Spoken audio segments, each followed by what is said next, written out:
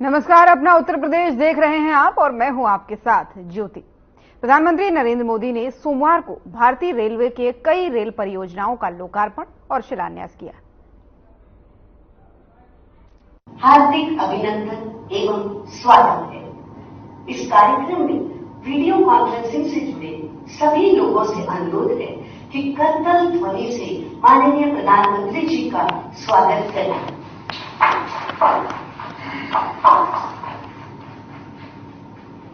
जनप्रिय जनसेवक प्रधानमंत्री श्री नरेंद्र मोदी जी के मार्गदर्शन में विकसित भारत निर्माण के संकल्प को सिद्धि तक पहुंचाने के लिए देश भर में अत्याधुनिक इंफ्रास्ट्रक्चर के निर्माण का जो महाअभियान प्रधानमंत्री जी ने चलाया है, आज उसी कड़ी में एक साथ 554 रेलवे स्टेशनों के पुनर्विकास का शिलान्यास, पुनर्विकसित विश्व स्तरीय गोमती नगर रेलवे स्टेशन का उद्घाटन तथा 1500 रोड ओवरब्रिज और अंडरपास का शिलान्यास एवं राष्ट्र को समर्पण प्रधानमंत्री जी करने जा रहे हैं। इस अभूतपूर्व और ऐतिहासिक कार्यक्रम का शुभारंभ करने के लिए मैं माननीय रेल, संचार, इलेक्ट्रॉनिक्स एवं सूचना प्रौद्योगिकी मंत्री श्री अश्विनी वैष्णव जी से स्वागत संबोधन हेतु अनुरोध करती हूँ। परम आदरणीय प्रधानमंत्री श्री नरेंद्र मोदी जी, माननीय राज्यपाल महोदय, माननीय मुख्यमंत्री महोदय, माननीय मंत्रीगण, सांसदगण, विधायकगण, मीडिया के साथी और देश भर में 2000 से अधिक स्थानों पर जुड़े महानुभाव, आप सभी का विश्व के सबसे बड़े स्टेशन रीडेवलपमेंट कार्यक्रम में आज हार्दिक स्वागत है। एक साथ 1300 स्टेशन का रीडेवलपमेंट विश्व के रेलवे इतिहास में अभूतपूर्व है।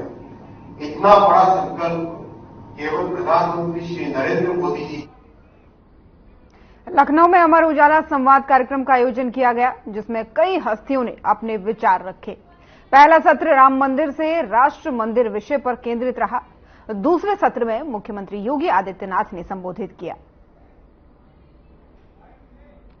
कार्यक्रम में एमडी अमर उजाला ग्रुप श्री तन्मय माहेश्वरी जी, अध्यक्ष Shri Varun Maheshwari ji, national editor doctor Chandrashekhar Pachauli ji और स्थानीय संपादक श्री विजय त्रिपाठी जी, अमर उजाला संपादकीय मंडल से जुड़े हुए सभी सम्मानित सदस्यगण, उत्तर प्रदेश शासन से जुड़े हुए हमारे सभी वरिष्ठ प्रशासनिक अधिकारीगण, उपस्थित सभी महानुभाव, अमर उजाला परिवार को अमृत काल की इस बेला में संवाद के इस आयोजन में मैं प्रदेश सरकार की ओर से और प्रदेशवासियों की ओर से हृदय से बधाई देता हूं। एक शानदार पारी के लिए हृदय से अभिनंदन भी करता हूं और भविष्य की अपनी शुभकामनाएं भी देता हूं। हम सब जानते हैं कि लोकतंत्र में मीडिया की अपनी एक सशक्त भूमिका है। उसके अलग अलग स्वरूप हो सकते हैं। प्रिंट हो सकता है, विजुअल हो सकता है और अब सोशल और डिजिटल मीडिया ने भी कहीं न कहीं व्यवस्था को प्रभावित किया है। उन स्थितियों में प्रिंट मीडिया की भूमिका को आज भी किसी भी स्थिति में हम कमतर करके आंकने, क्योंकि सबके अपने अपने ग्रुप हैं, अपना अपना एक समूह है, प्रशंसकों का अपना एक समूह है और वे लोग उसी के अनुरूप, अपनी रुचि के अनुरूप उस प्रकार के मीडिया ग्रुप के साथ जुड़े हुए हैं। सरकार की जब हम बात करते हैं, लोकतंत्र की बात करते हैं, तो केवल सत्ताधारी दल ही इसमें सहभागी नहीं होता है। उतनी बड़ी भूमिका और उतनी जिम्मेदारियां विपक्ष की भी होती हैं,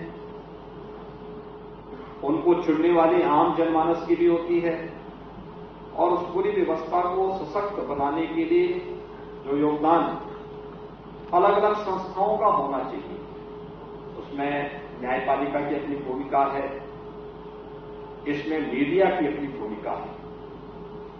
तो स्वाभाविक रूप से अगर हर एक स्तंभ मजबूत होगा तो लोकतंत्र उतना ही सबल और सशक्त भी होगा। और इस देश से 75 वर्ष के अपने कार्यकाल की उपलब्धियों के साथ साथ स्वर्णिम शताब्दी वर्ष की भावी कार्य योजना के साथ अमर उजाला परिवार आगे बढ़ रहा है। इसके लिए मैं उन्हें हृदय से शुभकामनाएं देता हूं। राइजिंग यूपी, और मैं कह सकता हूं राइजिंग ही नहीं, एक शाइनिंग यूपी के रूप में आगे आ चुका है। आपने बदलते हुए उत्तर प्रदेश को देखा होगा पिछले 7 वर्ष के अंदर, जैसे 10 वर्ष के अंदर देश के अंदर परिवर्तन आया है। एक नया भारत देखने को मिल रहा है, एक ऐसा भारत जिसका दुनिया में सम्मान है, एक ऐसा भारत जिसकी सीमाएं सुरक्षित हैं, एक ऐसा भारत जिसकी आंतरिक व्यवस्था पूरी तरह सुरक्षित है। आतंकवाद, नक्सलवाद, उग्रवाद, इस सभी नियंत्रण में सुरक्षा की एक बेहतर स्थिति है। इंफ्रास्ट्रक्चर के वर्ल्ड क्लास इंफ्रास्ट्रक्चर के रूप में भारत देखा जा रहा है। जन विश्वास सुदृढ़ हुआ है और गरीब कल्याण योजनाओं का लाभ बिना भेदभाव के समाज के हर एक तबके को प्राप्त हो रहा है। व्यक्ति की आजीविका के लिए, युवाओं की आजीविका के लिए भी सरकार के प्रयास और उसकी ईमानदारी पर कोई संदेह नहीं। तो भारत की आस्था को भी सम्मान दिया गया है। यह पहली बार आजादी के बाद भारतवासी महसूस कर रहे हैं और यह संभव हो पाया है एक करिश्माई नेतृत्व प्रधानमंत्री मोदी जी के नेतृत्व में संभव हो पाया है। प्रधानमंत्री मोदी जी के मार्गदर्शन में आज डबल इंजन सरकार का लाभ उत्तर प्रदेश को प्राप्त हो रहा है। यह उत्तर प्रदेश, जिस उत्तर प्रदेश के बारे में लोगों के मन में बहुत सारी धारणाएं थी, आज उत्तर प्रदेश में भी बदले हुए हालात में आप सब महसूस कर सकते हैं किस प्रकार की स्थितियां उत्तर प्रदेश में है। ये उत्तर प्रदेश जहां पे एवरेज वर्ष भर में 300 साढ़े 300 दंगे होते थे। 365 दिन में से आधे समय तो कर्फ्यू में व्यतीत होता था। जिस उत्तर प्रदेश में न व्यक्ति सुरक्षित है न निवेश सुरक्षित है, इस उत्तर प्रदेश में जब व्यक्ति ही सुरक्षित नहीं तो पूंजी कहां से सुरक्षित रहने वाली थी। युवाओं के भविष्य के साथ खिलवाड़ हो रहा था। वही उत्तर प्रदेश है जहां आस्था का अनादर होता था और जहां पे शिक्षा से लेकर के स्वास्थ्य की सभी संभावनाएं लगातार रूप दूषित होती हुई दिखाई दे रही है। आज उस उत्तर प्रदेश के बदले हुए स्वरूप को आप देख सकते हैं। आज युवाओं के हाथ में तमंचा नहीं बल्कि टैबलेट आप देख सकते हैं। उत्तर प्रदेश का युवा आज टैबलेट के साथ आपको एक नई कार्य संस्कृति के रूप में देखने को मिलेगा। आज सड़कों पर रंगदारी नहीं बल्कि स्ट्रीट वेंडर के लिए पीएम स्वनिधि की योजनाएं हैं जो उसके आर्थिक स्वावलंबन का मार्ग प्रशस्त कर रही है। आज उत्तर प्रदेश में कर्फ्यू नहीं बल्कि धूम धड़ाके के साथ कावड़ यात्राएं निकलती हैं। आज उत्तर प्रदेश में दंगा नहीं बल्कि युवाओं की स्वयं के शारीरिक रूप से उन्हें सुदृढ़ बनाने के लिए दंगल के आयोजन होते हैं जिसके माध्यम से वह खेलकूद की गतिविधियों को आगे बढ़ाने का कार्य कर रहा है। और उत्तर प्रदेश ने पिछले 7 वर्ष के अंदर जो कुछ भी अर्जित किया है अपनी जीडीपी को दोगुना से अधिक करने में सफलता प्राप्त की, प्रति व्यक्ति आय को दोगुना करने में सफलता प्राप्त की। जो उत्तर प्रदेश देश के विकास का एक ब्रेकर माना जाता था, आज वह देश की $5 ट्रिलियन की इकोनॉमी बनने के लिए ब्रेक थ्रू के रूप में उत्तर प्रदेश को जाना जाता है। ये सब कुछ प्रदेश वही, लोग वही, सब कुछ वही है, बदली है कार्य संस्कृति। और उस बदली हुई कार्य संस्कृति में उत्तर प्रदेश आज देश के अंदर हर एक क्षेत्र में एक मॉडल के रूप में जाना जा रहा है। अभी आपने देखा होगा उत्तर प्रदेश में पहले निवेश नहीं होता था और जो था भी वह भी समेट करके भाग रहे थे। आज आप देख रहे होंगे अभी 19 फरवरी को आदरणीय प्रधानमंत्री जी का इसी प्रदेश की राजधानी लखनऊ में आगमन हुआ। मुझे याद है जब पहला ग्राउंड ब्रेकिंग सेरेमनी के आयोजन की बात यहां उत्तर प्रदेश के अंदर हुई थी, उससे पहले हम लोगों ने इन्वेस्टर समिट के आयोजन की बात की थी। तो उस समय के हमारे जो औद्योगिक विकास के मंत्री थे वह और उस समय के औद्योगिक विकास के जो आयुक्त थे दोनों मेरे पास आए थे। दोनों आज भी महत्वपूर्ण पदों पर हैं, अलग अलग स्थानों पर। एक हमारे प्रदेश के स्पीकर हैं, एक चुनाव आयुक्त के रूप में अपनी सेवाएं देश को दे रहे हैं। ये दोनों मेरे पास आए।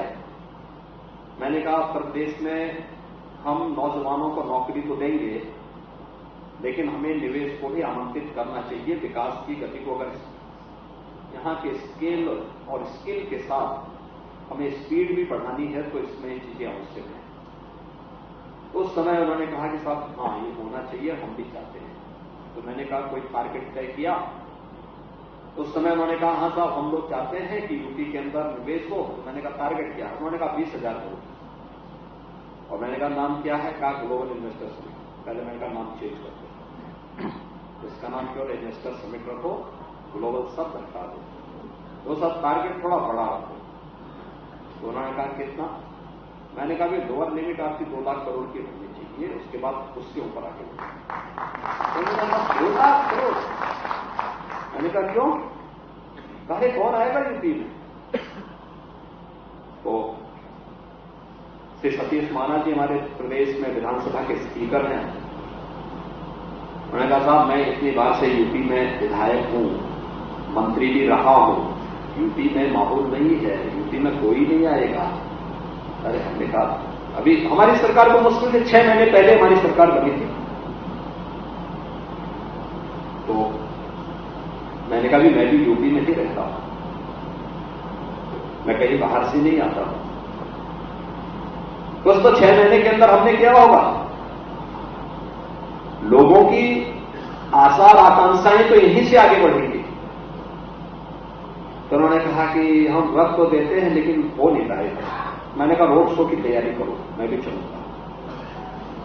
और जो आशंका इनकी थी यही देश के उद्यमियों की भी थी। जब मैं मुंबई के रोड शो में गया था, जिस भी उद्यमी से बात करूं तो कहे साहब हम तो तय कर चुके हैं यूपी में नहीं जाएंगे। तो क्यों नहीं जाएंगे? अरे साहब वहां जब व्यक्ति सुरक्षित नहीं तो पूछे कैसे सुरक्षित रहेंगे? मैंने कहा कि अभी भी आपको लगता है क्या ऐसे यूपी में है? खैर हमारा पहला इन्वेस्टर समिट अच्छा हो गया, लेकिन पहले ग्राउंड ब्रेकिंग जब हम लोगों ने की थी तो उस ग्राउंड ब्रेकिंग में हमारे पास 61,000 करोड़ रुपए के निवेश प्रस्तावों को हम लोगों को जमीनी धरातल पर करने का अवसर मिला। ये जुलाई 2018 की घटना है और पिछले 6 वर्ष के अंदर कितना परिवर्तन आया है। जब 19 फरवरी को हम लोगों ने प्रदेश का चौथा ग्राउंड ब्रेकिंग का सेरेमनी आयोजित किया था, तो इस ग्राउंड ब्रेकिंग में हमारे पास 10,24,000 करोड़ रुपए के निवेश के प्रस्ताव का एक साथ प्रधानमंत्री मोदी जी ने शिलान्यास किया।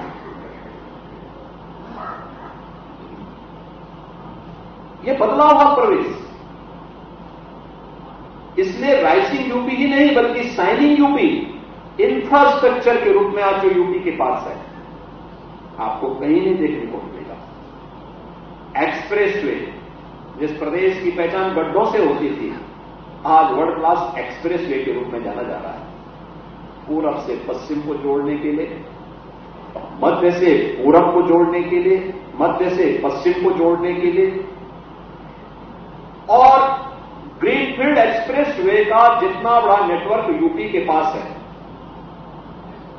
अभी तक देश के कुल एक्सप्रेस वे का 40% हिस्सा यूपी के पास है, और गंगा एक्सप्रेस वे बनेगी तो देश के एक्सप्रेस वे का कुल 55% हिस्सा के लिए यूपी के पास होगा,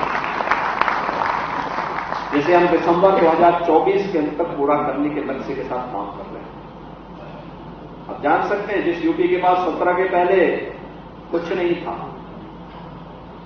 वह यूपी एक्सप्रेस वे में आज देश के अंदर 55% हिस्सेदारी को लेकर के आगे बढ़ रहा है।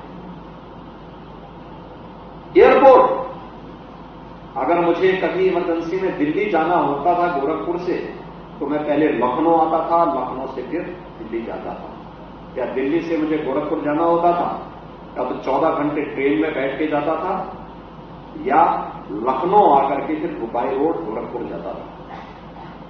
सड़क मार्ग से भी 4 से 6 घंटे लगते, 5.5 से 6 घंटे लगते थे। और आज गोरखपुर में एक नहीं 14 फ्लाइट गोरखपुर से चल रही है। यूपी में जो कोई एयरपोर्ट पहले 17 के पहले फंक्शन हुए थे, आज हमारे 9 एयरपोर्ट पूरी तरह क्रियाशील हैं। और अभी इसी मार्च महीने के प्रथम सप्ताह में हमारा प्रयास है कि 10 नए एयरपोर्ट का हम लोकार्पण प्रधानमंत्री जी के कर्तव्यों से कराने का। 10 नए एयरपोर्ट, इनमें से 4 तो इंटरनेशनल एयरपोर्ट हैं। अयोध्या में आपने देखा होगा, अभी महर्षि वाल्मीकि जी के नाम पे प्रधानमंत्री मोदी जी ने 30 दिसंबर को एयरपोर्ट का उद्घाटन किया है। कुशीनगर में इंटरनेशनल एयरपोर्ट, और एशिया का सबसे बड़ा एयरपोर्ट जेवर भी हम लोग इसी वर्ष उसको क्रियाशील करने वाले हैं। यानी यही वही उत्तर प्रदेश है। इनलैंड वाटरवे, पहले लैंडलॉक्ड स्टेट कहा जाता था, आज हमारे पास जलमार्ग है, सदा नीरा नदियां हैं।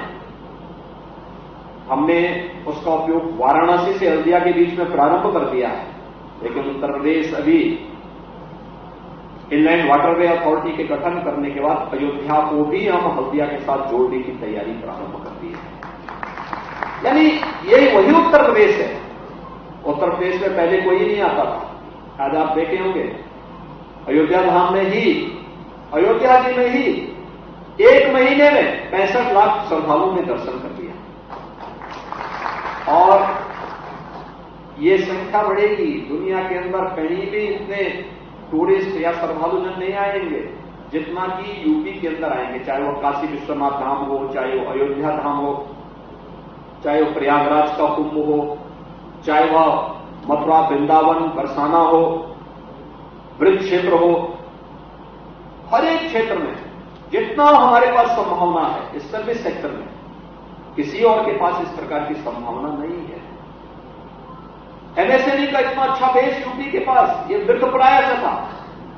आज लगभग 2 लाख करोड़ रुपए का एक्सपोर्ट केवल एमएसएमई से करना है, यूपी कर रहा है। देश को एक नई पहचान दे रहा है, एक नई स्कीम के साथ आज हम लोग आए हैं। कौन सा ऐसा तबका है जो आज कह सकता है कि साहब सरकार ने हमारे लिए कुछ नहीं किया? चाहे युवा हो, युवा के लिए अभ्युदय योजना के साथ साथ आज अच्छी शिक्षा की व्यवस्था यूपी के अंदर हुई है। उनके लिए रोजगार और नौकरी की संभावनाओं को आगे बढ़ाने का कार्य किया गया है। यूपी के अनएम्प्लॉयमेंट रेट को नियंत्रित करते हुए देश के अंदर न्यूनतम स्तर पर लाने में हमें सफलता प्राप्त हुई है। किसान के पास किसान सम्मान निधि और प्रधानमंत्री कृषि सिंचाई जैसी योजनाएं हैं। एमएसपी का लागत का 1.5 गुना दाम किसान को प्राप्त हो रहा है।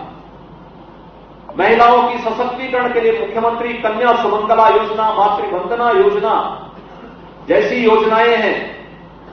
तो उद्यमियों के लिए भी शासन की अलग अलग प्रकार की योजनाएं समाज के हर एक तबके के लिए, वृद्धजन हो, दिव्यांगजन हो, या फिर निराश्रित महिलाएं हों, इन सब के लिए सरकार की योजनाएं जिस तरीके से मिशन मोड पर आगे बढ़ाने का कार्य हुआ है, ये दिखता है सरकार ने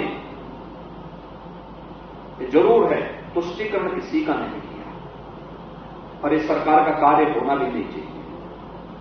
सरकार किसी की तुष्टि न करे लेकिन सर्व समाज की संतुष्टि जरूर करे और इस सरकार का कार्य होना चाहिए। समाज के अंतिम कायदा पर बैठे व्यक्ति की संतुष्टि हमारा लक्ष्य होना चाहिए। किसी व्यक्ति, किसी जाति, किसी मत और मजहब की तुष्टि नहीं। और यही लोकतंत्र की सच्ची भावना है। उसी भावना को सम्मान देते हुए जब प्रदेश में कार्य किया, आज परिणाम हम सबके सामने है।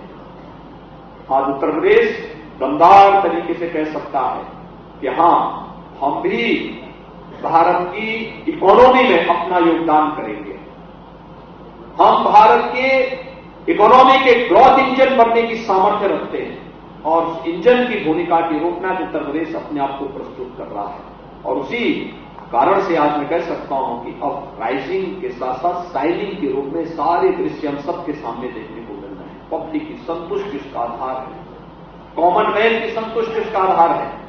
उन्हीं कार्यक्रमों को लेकर के उत्तर प्रदेश आगे बढ़ रहा है और मैं धन्यवाद दूंगा कि आज दिन भर इसके चर्चा पर चर्चा होगी, खेलों के माध्यम में भी। तो मुझे एक कार्यक्रम में जाने का अवसर प्राप्त हुआ और मैं कह सकता हूं उत्तर प्रदेश पहला राज्य है, यानी जिसमें हर योजना में यूपी पहले पीछे माना जाता था, आज हर एक योजना में उत्तर प्रदेश नंबर 1 पर। और देश का पहला राज्य जिसने खेल नीति बना करके अपने खिलाड़ियों को शासकीय सेवा में अवसर दिया है। आज तो हम राष्ट्रपति अधिकारी डिप्टी एसपी के सीधे नियुक्ति की प्रक्रिया 6 डिप्टी एसपी बन चुके हैं, 6 अन्य को सीधे नियुक्ति दे रहे हैं। जो गोल्ड मेडल ओलंपिक में, एशियन गेम्स में लेकर जो मेडल लेकर के आए उन्हें सीधे नियुक्ति हमने दी और 500 से अधिक खिलाड़ियों को हम लोगों ने अलग अलग विभागों में एक प्रक्रिया का पालन करते हुए उन्हें नियुक्ति दी है, जिससे उसे एक मंच मिल सके, आगे बढ़ने का एक अवसर मिल सके। 2 करोड़ युवाओं को हम टैबलेट और स्मार्टफोन से तकनीकी दृष्टि से सक्षम बनाने का काम कर रहे हैं। प्रदेश के अंदर युवाओं को किसी भी प्रतियोगी परीक्षा के लिए, अखिल भारतीय स्तर की हो या राज्य स्तर की, इसके लिए अभ्युदय कोचिंग का एक मंच हमने, प्लेटफॉर्म उन्हें उपलब्ध कराया है, जहां के माध्यम से वह ऑनलाइन या फिर वर्चुअली या फिजिकली जाकर के उसकी तैयारी कर सकता है। समाज तकनीक का उपयोग करते हुए प्रत्येक नागरिक के जीवन में व्यापक परिवर्तन करने का कार्य सरकार ने किया है और तेजी के साथ देश की बढ़ती हुई अर्थव्यवस्था, 2017 में जब हम लोग आए थे, देश की 6ठी अर्थव्यवस्था यूपी की थी। हर एक मामले में यूपी पीछे था, ईज ऑफ डूइंग बिजनेस में 14वें स्थान पर था। आज UP ease of doing business में देश के अंदर पहले 2 ही वर्ष में हम लोगों ने यूपी को नंबर 2 के स्थान पर पहुंचाया था। आज देश के अंदर अचीवर स्टेट के रूप में यूपी आज देश के अंदर जाना जा रहा है।